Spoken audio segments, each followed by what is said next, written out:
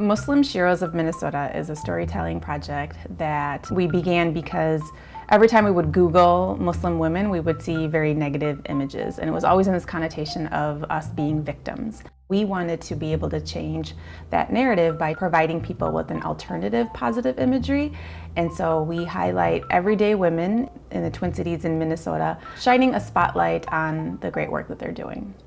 We had videos that were about 2 to 3 minutes long that people were like, that's not enough. I want to learn more about her and what she does and how to connect with her. And so we thought, well, the best thing for us to do is take it to this next phase where we go a little bit deeper in these profiles and make it a longer feature. 3 of the Sheroes are Valerie Shirley, Regina Mustafa, and Sally Hassan.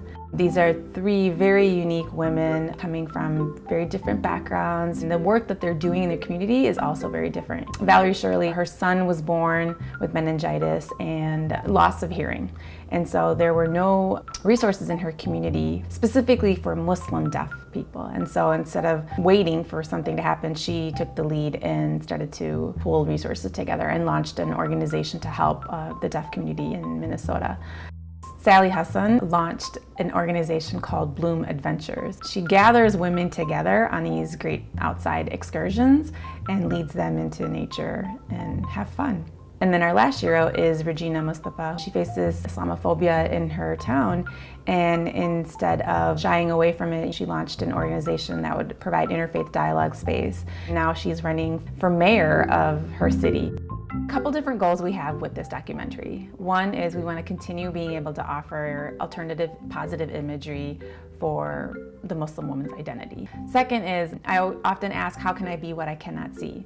So if I can't see somebody that looks like me in positions of power, I would never aspire to be that. And so it's the high schoolers, it's the middle school girls that are looking at these videos and thinking, hey, I can do something different and I can actually be the change I want to see in my community. We did these shorts, but they had such a global impact.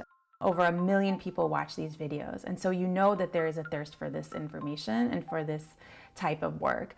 We want to go deeper with these stories. That's what we heard from people who watched, that these 2-3 minutes were just not enough. The work that they're doing is broader than just themselves. We also want to showcase that, hey, this is Minnesota, and as it is, we're an underrepresented region of the country, and so geographically, there's that underrepresentation, but also the fact that we're Muslim women. And last but not least, it's the timing of it. We are at a crossroads in our country where the country is divided over any type of issue. And so here is an opportunity for people to learn about who Muslim women are and not just be believing stereotypical victimizing storylines. Basically trying to bridge the gap that is already being seen in America today.